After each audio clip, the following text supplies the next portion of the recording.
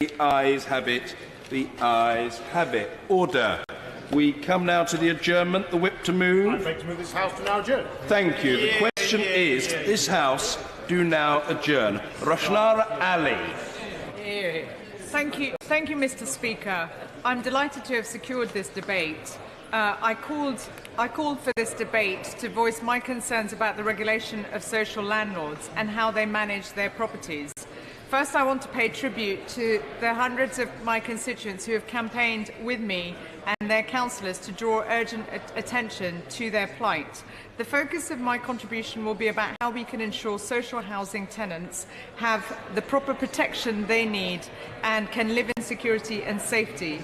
This applies in particular to repairs and maintenance services, which, if not done speedily and to a high standard, can be devastating and in some cases life-threatening. At a time when local authorities and housing associations have been facing significant funding pressures, it's vital the government and regulators pay particular attention to the experience of social housing tenants. Housing associations are a critical part of the solution to Britain's housing crisis. They provide affordable, quality rented and shared ownership accommodation, and the best ones are anchored in their communities. Many provide specialist housing services, for example, for people with disabilities. Some housing associations have historical roots in the 19th century and the mutual and cooperative traditions. Tower Hamlets has many excellent community-based housing associations who have worked well in partnership with the Council to look after residents and to be genuinely responsive to the needs of local people. But in recent years, I have become increasingly concerned that these progressive aims are being subverted and the not-for-profit ethos of housing associations is being undermined in some cases. Old Ford Housing, which was established in 1998, was as the successor body to Tower Hamlets Housing Trust, was widely regarded as one of the best housing associations in East London. It was originally a subsidiary of Circle 33 Housing Trust for financing purposes, but was accountable to its own board of tenants, leaseholders and independent members. In 2005, it merged with Anglia Housing to form Circle Anglia Limited, and other associations joined to form Circle Housing Group. Since the merger, the quality of maintenance has got progressively worse. Circle Housing has systematically failed local people. Local councillors and I have had to deal with hundreds of complaints from residents, as have other MPs with housing managed by Circle Housing. Last winter, it failed to manage its heating repairs properly, meaning many tenants have had no heating or hot water for days. Many other examples have been brought to my attention of missed appointments, repairs left undone, poor quality work conducted by contractors and a failure to communicate with residents. Tower Hamlets Council has taken the rare step of dropping Circle Housing altogether as a preferred partner for housing development in the borough. Mr. Speaker, I give way to the Honourable Gentleman. Really for giving way and for bringing this very important issue to the House for consideration. Would the Honourable Member agree that social housing regulations and in particular the right to the repair of these homes must be further protected? Because some of those people go and do the repairs themselves, and then when they go back to get the money from the landlords, they find that they can't get the money. So they find themselves in a precarious situation. Does the Honourable Lady feel it's time for the Minister perhaps to respond and address this particular issue? More, and in particular, I will ask the Minister to address this point, because it's unacceptable that housing associations that are in receipt of public money are leaving some tenants to have to fend for themselves. And I hope the Minister will address this question and how to strengthen the regulatory framework. Mr. Speaker, going back to the issue affecting residents in my constituency, local ward councillors Rachel Blake, Mark Francis and Joshua Peck have been working tirelessly to support the hundreds of residents who have been treated disgracefully by Circle Housing. Some of the cases are heartbreaking. Residents carrying umbrellas indoors because of leaking ceilings, a heavy heater falling off a wall near small children playing on the floor, lifts breaking down on a weekly basis. 30 flats left without lights for weeks. No one should have to live like this. One of my constituents called the Circle Housing Office 40 times over 3 months, over a 3-month period, to fix leaks that left them using an umbrella when using the toilet. Another of my constituents, who was 8 months pregnant, slipped on water leaking from her toilet that she reported on 88 occasions. Another couple had a boiler that repeatedly broke down for nearly 6 months. And a disabled resident was left without heating for the best part of 2 months. Another family had to sit with bowls on their laps and towels on their heads due to the unrepaired leaks from above. In another case, repair workers failed to attend on 4 pre-agreed appointments organised since May this year to fix damaged walls and ceilings. In other cases, leaks from bathrooms that have damaged ceilings below have been left unrepaired for years. And another family's unresolved piping problems have left them filling the bath with hot water from the kettle. They have been asking for help for months. An elderly pensioner in her 80s went without heating and water for 17 days. And another elderly resident had to live with no hot water or heating for 8 weeks. When he informed me about the situation, I asked the Chief Executive of Circle Housing if he could tolerate being treated like this and live like this, and threatened to inform the media about their appalling treatment of my constituent before they finally fixed his boiler. Mr. Speaker, it cannot be right that we have to go to such lengths to make them do their jobs properly, which are publicly funded. It demonstrates incompetence and a derogation of duty by Circle Housing. The poor quality management of Circle Housing was recognised in 2015 when the Homes and Communities Agency found evidence of serious detriment to the tenants and downgraded Circle Housing from G1 to G3, which means there are issues of serious regulatory concerns. Circle's response to such a damning ruling was to close down its subsidiaries, including Old Ford Housing Association, and centralising services, moving most of its staff to a new call centre in Kent. This has made matters worse. In the spring, Tower Hamlets councillors reported further failings to the social housing regulator. The regulator's role is to investigate whether there has been a breach of home standards, which amounts to serious detriment to tenants. I could not imagine a more cut-and-dried set of examples of serious detriment than leaving dozens and possibly hundreds of tenants without heating and hot water for extended periods. It seems to me that the provision of heating and hot water is one of the most fundamental of landlord functions. In response to that complaint, the HCA simply said it was satisfied that the progress Circle was making in improving its services of the progress. And earlier this summer, the HCA announced that Circle's governance rating had increased again to G2. My constituents have now had enough. Earlier this year, I received a petition from nearly 1,000 of the local residents. It called on the Mayor of Tower Hamlets, John Biggs, to report the continuing service failures to the social housing regulator and initiate legal action against Circle Housing for its failure to honour the promises it made to tenants some years ago, back in 2005. And it called on me to raise their concerns with the Housing Minister, which I did in writing earlier this summer to his predecessor, and then wrote to him again in August. And I've not yet received a response. So I hope the Minister will make sure that he addresses these really urgent matters today in this debate. Mr. Speaker, given this context of the appalling record of the merger and growth of Circle Housing, it is not surprising that the recent proposal for Circle Housing to merge with Affinity Sutton has raised further alarm bells among residents.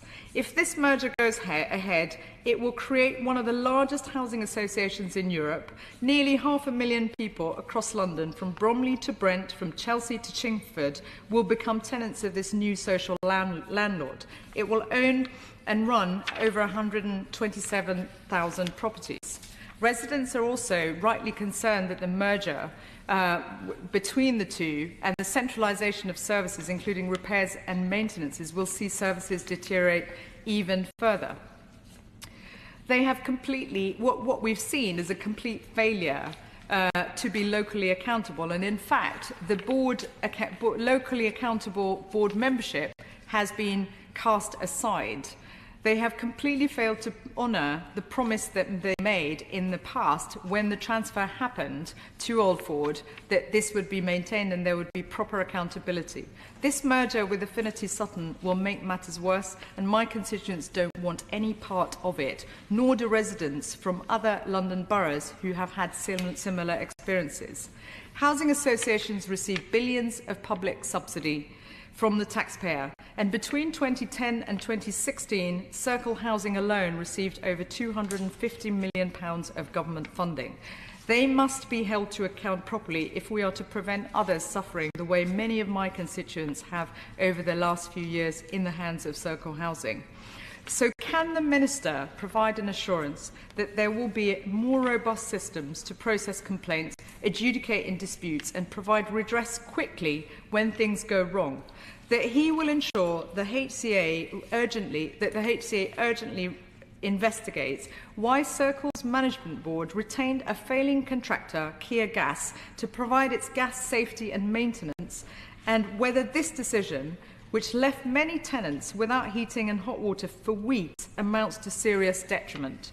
With the HCA review due to complete soon, will the Minister commit to empowering the HCA to investigate examples of neglect and repairs responsibilities?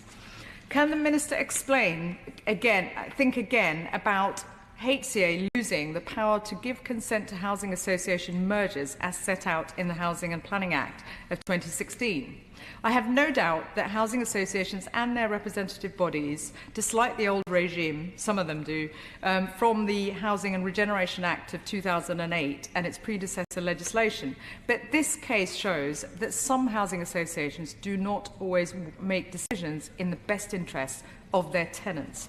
The government should be empowering regulators, not making them even more toothless to act, thereby making them inept at standing up for the very people they should be serving. Mr. Speaker, in conclusion, I do not believe for a moment that Circle is alone in providing a shoddy service, nor that this is the only proposed merger in the UK that is problematic. Instead, there may well be a trend towards bigger, more remote, less accountable housing associations with multi-million-pound turnovers and substantial assets and reserves behaving like companies not serving their communities. This is the antithesis of the founding principles behind housing associations and the opposite of what is needed now to fix the housing crisis. I commend the work of the many housing associations in my constituency and up and down the country, and it's right and proper that we hold to account those that are letting them down, like in this case Circle Housing, so that the reputation of good, hard-working housing associations that are responsive to their local communities is not damaged by the actions of the few like Circle Housing. Call the Minister, Gavin Barwell, to reply to the debate.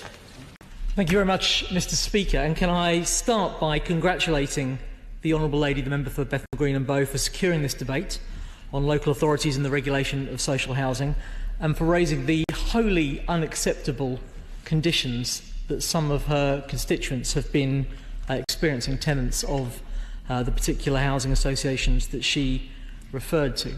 Perhaps, Mr. Speaker, I could start by setting the scene. I'm sure all members of the House would agree that everybody needs the security and stability of a decent, affordable home, and nowhere is that need greater than in our capital city, which both the Honourable Lady and I have the privilege of representing in this House. As a government, we've gone some way to try to address this. 2014-15, Mr. Speaker, was a record year for London house building. 27,000 homes were delivered, including over 18,000 affordable homes, the most since we started collecting that data in 1991. But we need to do a lot more. That is why the government is doubling the housing budget to more than £20 billion over the next 5 years to support the largest house building programme of any government since the 1970s. We're also building a strong working relationship with the Mayor's team to deliver our shared goals to build more homes and help more people own their own home. Indeed, I'm due to speak to the Mayor about that tomorrow. As the Honourable Lady acknowledged, the housing association sector has a strong record on house building.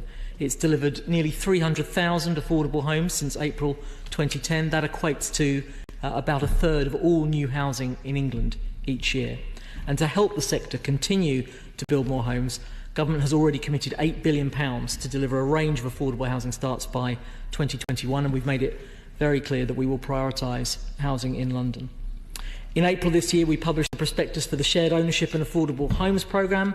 The bidding round closed in September, and the Homes and Community Agency is currently assessing bids, and we expect to announce successful bidders in December.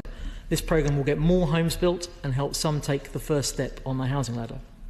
But of course, building new homes is only part of the picture. One of the key roles of housing associations is to manage their existing stock. And I would like to turn to the role of the regulator, which the Honourable Lady touched on very strongly during her speech. It has a strong regulatory framework to make sure housing associations are well managed, Mr. Speaker, provide good quality homes and serve the needs of their tenants and communities. The Honourable Lady may be aware that the government is committed to deregulating the sector, and she touched on that and asked us to rethink that. There are two reasons why we're doing that. The first, which she probably won't have a great deal of sympathy with, is part of the deal with housing associations to deliver the voluntary right to buy. But the second reason, which I would hope she and I'm sure the Shadow Minister have a lot of sympathy with, is to allow the Office for National Statistics to return the sector to the private sector where it belongs. It is very important, if we want to deliver more housing through the housing association sector, that we end this decision to treat housing associations as if they are part of the public sector. To help achieve these aims, a package of measures was included in the Housing and Planning Act 2016, to which the Honourable Lady referred. They include the removal of the regulator's disposals consents regime, which means housing associations will no longer need the regulator's permission to sell their own stock or to charge it for security. And the regulator's constitutional consents regime is also to be abolished, and that will remove the need for housing associations to seek permission before they make organisational changes. What will not change is the strong regulatory framework. The regulator's monitoring powers will remain unchanged, and it will continue to take action where necessary. And it will also continue with its vital role, Mr. Speaker, in encouraging and challenging the sector to improve efficiency and asset management. Its role is to help maintain a viable, well-governed sector, attractive to commercial lenders. If I'll just finish this point and we'll happily give way. Attractive to commercial lenders to continue to invest at preferential rates so that we get the new housing we need, but also, crucially, doing a good job for the tenants those housing associations serve. I'm really concerned by the Minister's response, because I cannot understand how this helps deal with the concerns of my constituents and the way in which they're being treated.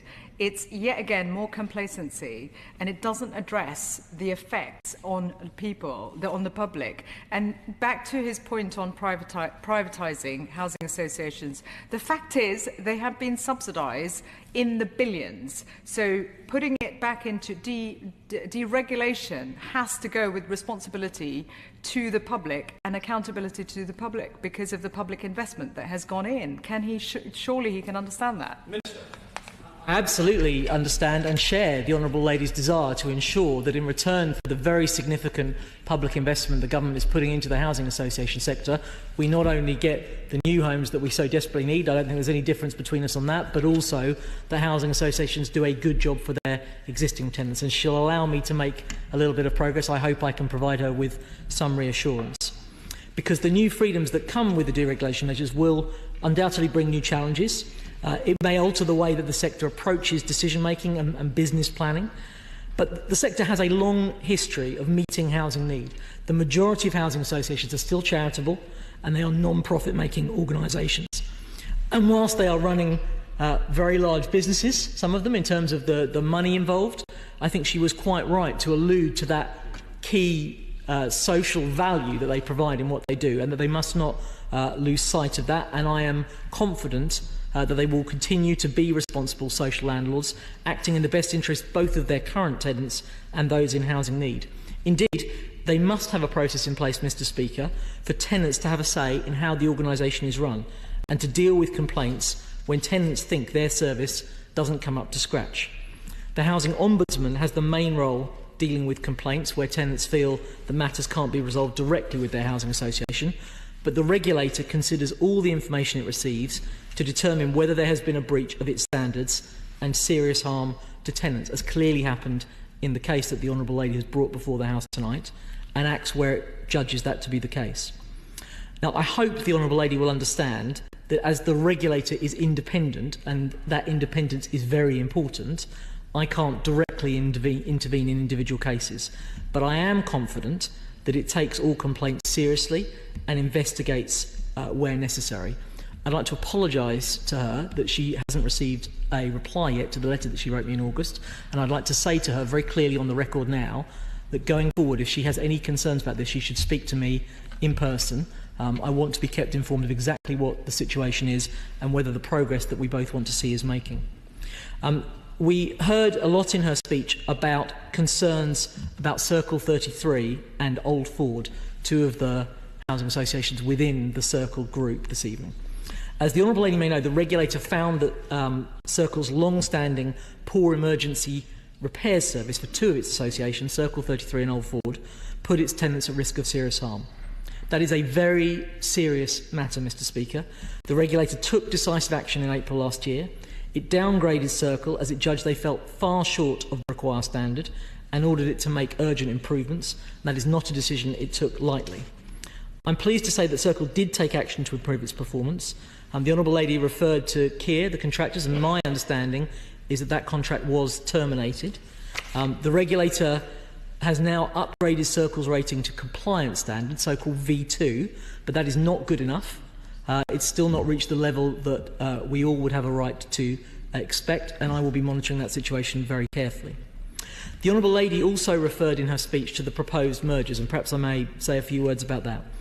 As part of Circle's drive to improve its governance arrangements, it plans to merge its 9 separate housing associations, including Old Ford, into one. It believes this will create a more efficient organisation. Now, housing associations need to take the views of their tenants into account before making such organisational changes. Indeed, it's one of the requirements of the regulator that they must do so, along with consulting their local authority, Tower Hamlets in this case, and lenders. So Old Ford will need to make their case for this change as part of that consultation. Until the deregulation measures come into force, it will need the regulator's permission to make this change.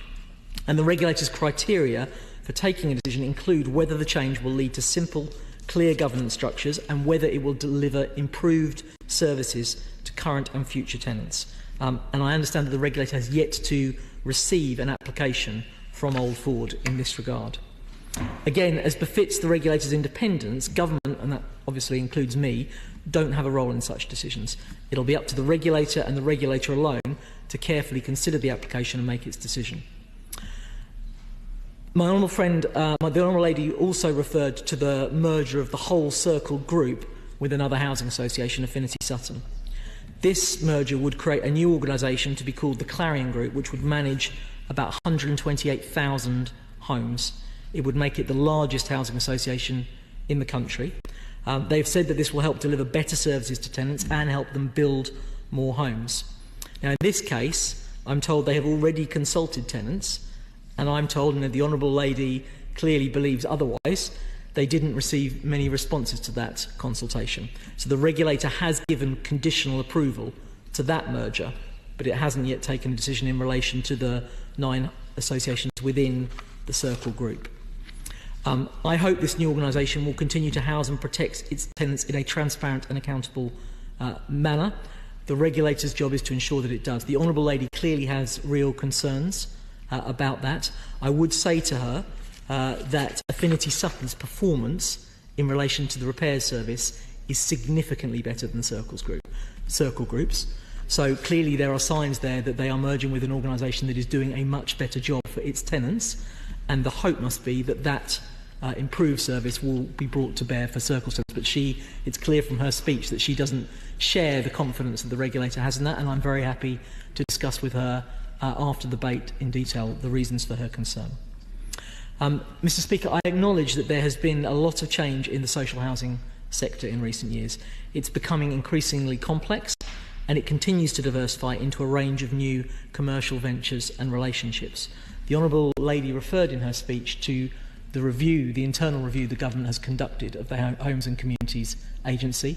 We will be publishing the results of that review very shortly, but I want to reassure her that foremost in my mind in considering that review is making sure that when we look at the functions that the HCA has at the moment, and parts of it increasingly resemble a bank that is making commercial lending decisions, that we have a very strong and clear and robust role for the regulator to look after the interests of tenants. It's also very important that housing associations boards, skills and governance structures continue to evolve to match this increasing complexity. Overall, I believe that the sector is rising to this challenge, Mr. Speaker, indicating ambitious plans for building the homes that this country desperately needs. It continues to invest in increasing supply to help the government achieve our commitments. As independent organisations, it is up to housing associations themselves to explore options thoroughly and openly and make well-informed decisions about what is best given their particular circumstances. Mergers will not be the answer in every case, but it should be of concern to all of us if associations do not explore options that would help them make better use of the resources they have and provide an improved service to their tenants. Finally, Mr. Speaker, I'd like to thank the Honourable Lady for securing this debate on a very important issue. I have personally, as Housing Minister, received correspondence from some of her constituents who are very concerned about the service that she's been receiving. I want to apologise again that she didn't get a reply from me in a timely fashion, and I mean what I say. If she has ongoing concerns, she should feel very free to come and talk to me at any point in this House or make an appointment to come and see me at the department, because I would very much want to work with her to ensure that her constituents get the service that they have every right to expect from their landlord. Order.